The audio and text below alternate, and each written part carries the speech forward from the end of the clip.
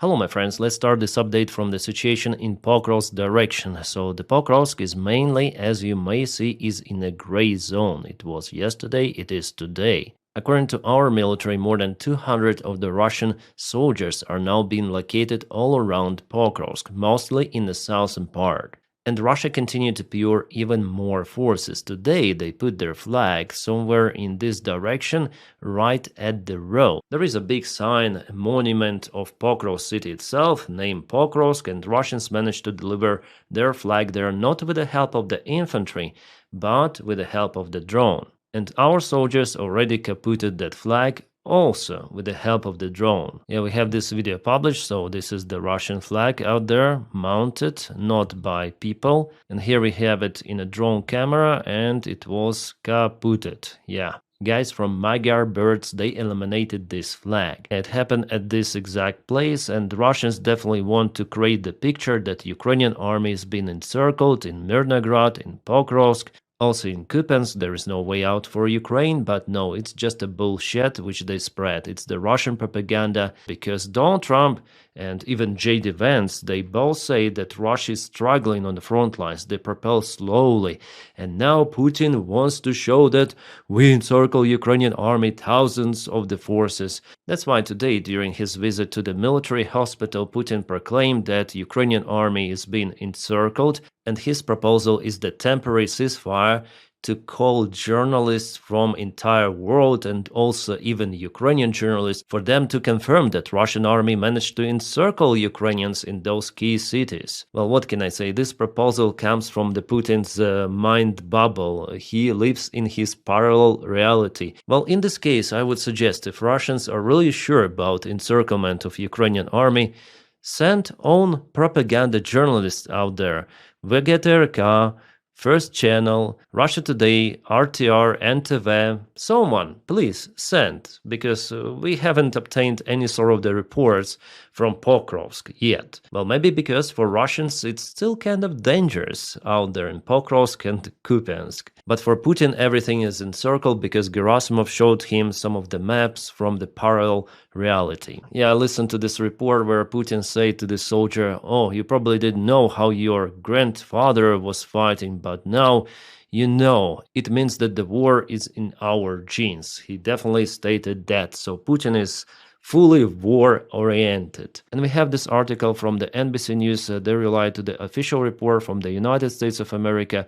They see no sign Russia is ready to compromise on Ukraine. So Russia is full in as it was years ago. Putin wants to continue, it is clear for everyone, and probably in this video we're gonna figure out the main reasons why he wants to continue the war and not to freeze it just right now, because there is the proposal from the White House and Ukraine is ready to freeze the war at the current position, but Putin says no. Just bear with me, we're gonna review it after the frontline updates. The actual map is more or less like that. Yeah, the situation for Ukrainian army is difficult in Pokrovsk and also in Mirnograd, but it's not a disastrous encirclement even close. No, Ukraine still controls the roads, and Pokrovsk itself is in a gray area. It was not taken yet by Russians. Ukrainians have multiple of the positions inside Pokrovsk as well as Russians. It is geolocated, geo-confirmed, lots of the videos also with Russians here, with Ukrainians, different videos, confirmations. So Putin may kiss what he may kiss. His own PP is saying that Ukrainian army is encircled. No. Here in the northern area of Mirnograd, Russians actually moved. Yeah, it was yesterday, it is today. They had this attack, but it was repelled by Ukraine. Yeah, they expanded the gray area, but it's not effective strike. And let me show you why, because we have this confirmation. We have drone videos.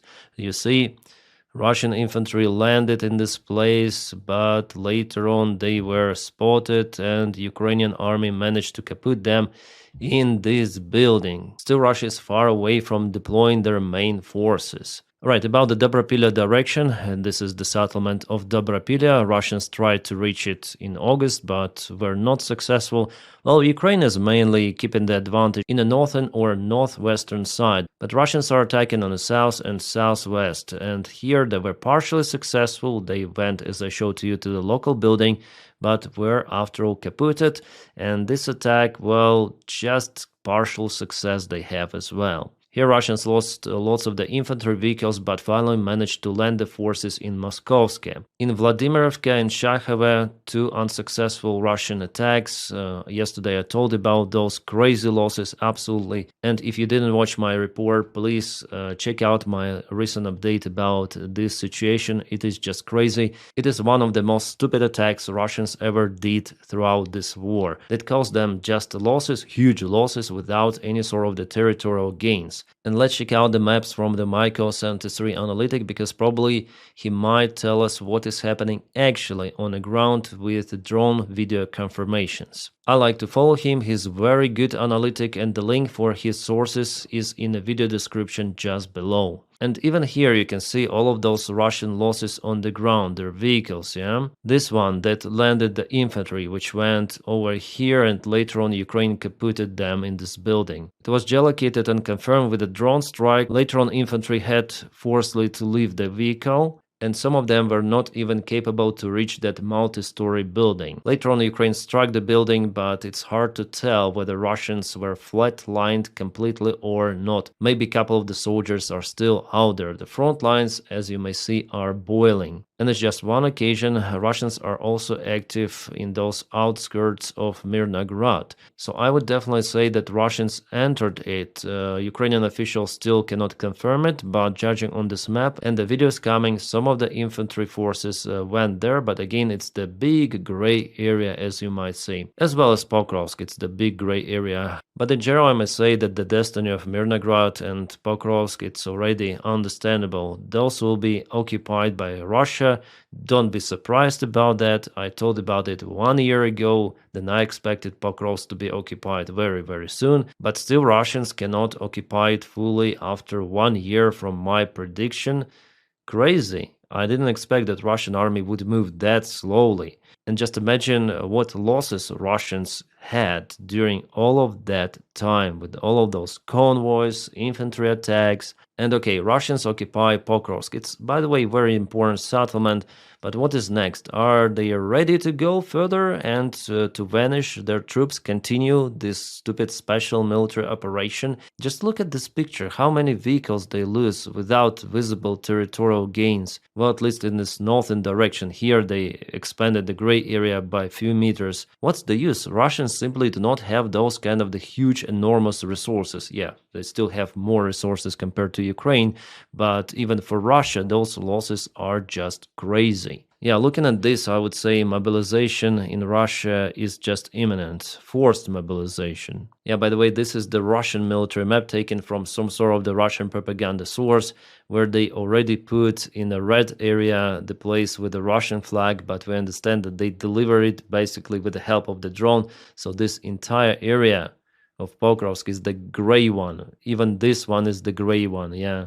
If there is the Russian flag, it doesn't mean that they control the situation on the ground. And you see, they want to encircle it. Yeah, there is a risk for Ukrainian army, but Russians cannot do it. No, especially in Rodinsk, they suffer. There was the Ukrainian counterattack with the BTR I showed you yesterday, so the forces were just repelled. To encircle Ukrainian group, they need to take Rodinsk, but without it, it's not possible. Zelensky also reported about the very difficult situation in Pokrovsk direction. However, in Kupiansk, for example, he said that Ukraine managed to stabilize the situation or stabilize defense, but Russians are already in the city of Kupiansk. In Kupiansk, I would say the main question goes not for the city itself, but for this entire Ukrainian group. As I mentioned to you, even yesterday, Russians cut all of the supplies to all of those villages and towns, so Ukraine will have to retreat from the place, whether we like it or not, but it's the law of physics. Without supplies, you cannot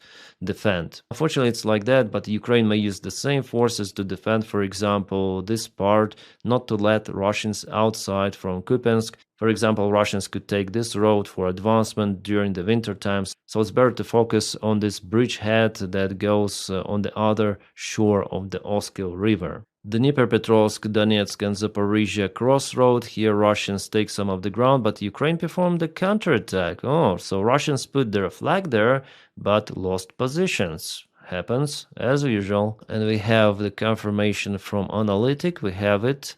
So Ukrainian warriors were spotted, geolocated place. and we can watch the video itself. Yeah, this is the village, and Ukrainian forces are attacking Russian positions in the place. Okay, good. Oh, Ukrainian flag already instead of Russian.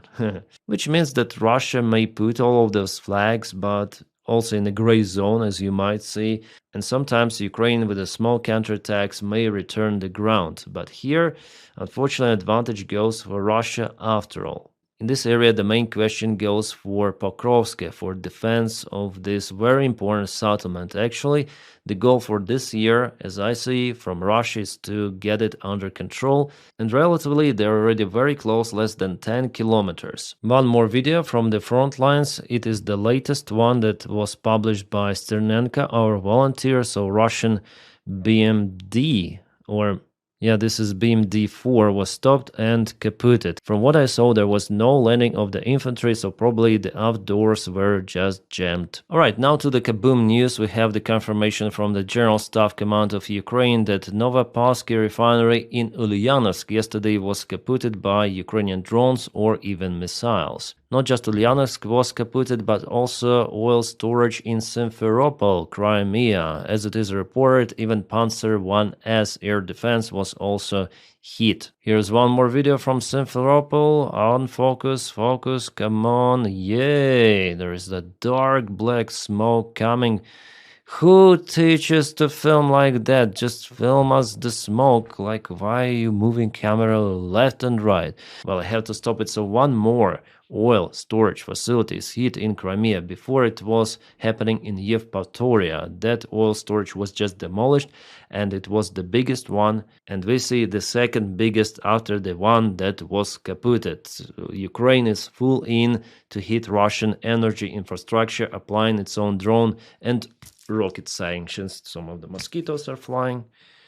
Yeah, my air defense is not that great. Interesting, one of the Russian tankers in the Baltic Sea was forced to return back to one of the Russian ports after the new American sanctions were introduced. So Donny really hit Russia hard. Who would have thought? I'm still very, very surprised. That's why you don't see me now probably accusing Donny of something. I want to wait a little to see what is his next move, because Putin is still not willing to stop this war. And the main problem for Russia is how it deals with those sanctions applied. It's absolute nothing. So don't Trump, whatever you do, you will not influence us. And Donny took it personal. That's why United States is looking for intensifying the sanctions on Russia, cutting the Russian energy trade sector even harder. Yeah, United States could hit Russia with more sanctions to end Ukraine war, but first wants Europe to increase pressure.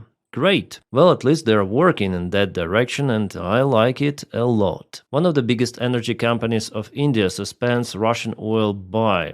The Economic Times report that it happened because of the new American sanctions. So for now at least, and it will be like that maybe for several months, those sanctions are really, really crucial for the Russian economy, but Putin still thinks that he can survive it, as well as Russia. So yeah, the main reason or reasons why Putin is not willing to stop this war, actually there are several of those. A Russian propaganda TV, Russia 1 and Solovyov explained the main one. They're not okay with a deal that was proposed by Donald Trump because it will raise questions inside the country, inside Russia. A deal after which they will say, well, you're trying to solve the tasks set by the commander-in-chief in December 2021, and what did you get? Those tasks are usually explained as the root causes of the war, told by Lavrov or by Putin himself, sometimes by Russian propaganda, even in this way. It is basically the Russian demand for NATO to leave all of the Eastern Europe and to let Russia what it wants to do in ex-Soviet republics, not just in Europe but also in Central Asia and Caucasus. So if Russia stops right now, ceasefire, current front line, instead of Finlandization of NATO, there's gonna be NATOization of Finland. That already happened, as Biden joked. Definitely it's like that, so Russia actually would lose more with this war than it potentially could gain with those Russian demands introduced in 2021. So basically they're openly saying like Putin will look like a fool. Millions of Russian army men flatlined or disabled. Finland, Sweden in NATO, Ukraine armed. The NATO alliance is stronger than it was before the war, even though it's not perfectly strong, as we understand with you. But it would be understandable for everyone in Russia also that the special military operation basically failed. So what did you achieve? What's the good in that? Yeah, what was the reason for this special military operation and all of those losses? And they afraid of Maidan, so of protests on Russian territory. That's the biggest fear of Putin. That is why he wants to continue this war. Yeah, there is the other reason. He wants to restore the Soviet or Russian empire, but the main goal for him is to reach something that he might say, okay, we wasted so many resources, so many lives, but we achieved something interesting. Yeah, we occupied Ukraine. But if he stops now, there could be some of the questions to Putin personally, as Russian propaganda says. If you look at the situation from their perspective, definitely it's the dead end for Putin. He should continue the war. And if there is the question for mobilization of the Russian men entirely, he would do it. He would do it, or will do it, should I tell. One more reason for Putin to continue this war is that his army is busy in Ukraine. Imagine hundreds of thousands of the Russian troops coming back to Russia with weapons, because it would be very hard to trace all of the firearms, at least firearms. There could be some of the infantry fighting vehicles and tanks, as it was already with Prigozhin's army, and Putin was not capable to control even that. Actually, Putin was damn lucky to stay in power, and Prigozhin is, after all, he's a stupid guy. He could put his name in the history as the guy who destroyed the Russian Federation, but no, he decided to turn back and was flatlined later on. But I do not exclude those black swans coming once again. Then Soviet Union lost the war in Afghanistan. There were lots of the guys coming back to Russia, also to Ukraine, like ex-Soviet republics in general. And it was connected to the spike of the crime rate. The same picture was in Russia after the Chechen wars. Definitely it backfired for Russian society, Russian economy, not from the good perspective. And imagine the scale of this war. So Putin afraid to see this uncontrolled armed crowd in Russia. That's why he wants to keep those busy in Ukraine, especially knowing the attitude of the Russian command towards their own soldiers. I saw already tons of those videos how they basically torture their own soldiers. Crazy.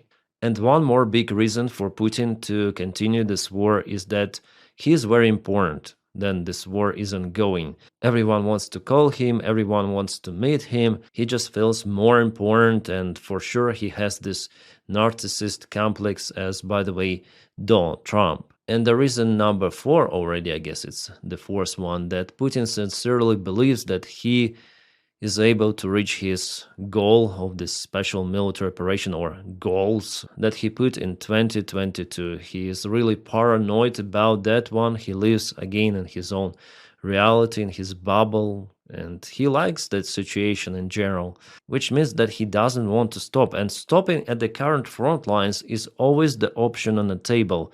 Trump is agreeing on that, Ukraine is agreeing on that. So this variant for Putin is always out there, ready to go. So why not to risk with something? And if it doesn't work, like some sort of the assault operation, well, let's agree on Trump's scenario, and Zelensky said he's ready, so there will be ceasefire for some time. So while Putin still thinks that he has some of the resources to continue this war, he will continue.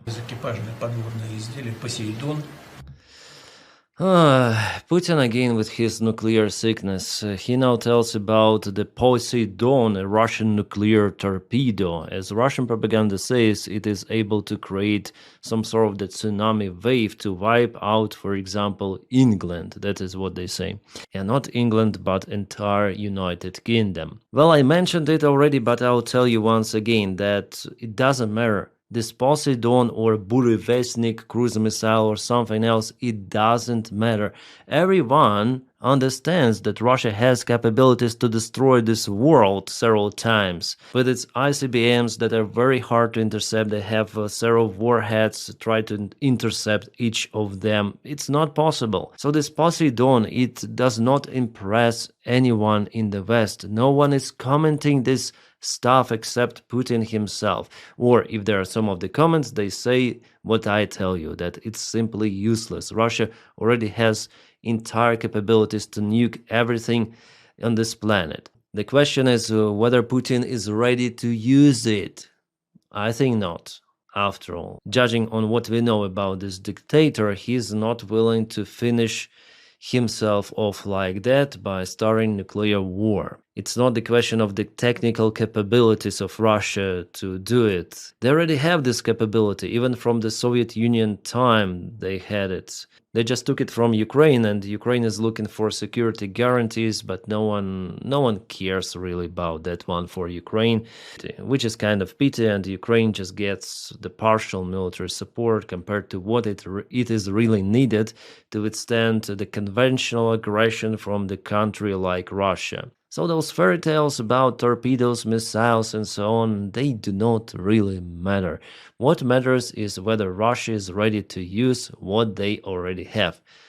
No, they are not ready. Again, multiple of the drones were spotted above army bases in Belgium in this case. Oh, they fly already for the second night, and no one is doing a freaking thing to shut those down. Come on, Europe, NATO, drones are flying over your bases. Shoot them! For some reason, no. Only over Estonian military base, the drone was recently shut down. I think it happened a couple of days ago. There was the report about this case, but still they couldn't find the debris of the drone, which is kind of interesting, and I think Russia is involved here. Maybe not just Russia, maybe China. Yeah, it's terrible that there is no action against those drones over military bases. Come on. Yeah, I'm very dissatisfied with this weak reaction, but nevertheless, we'll see how it goes.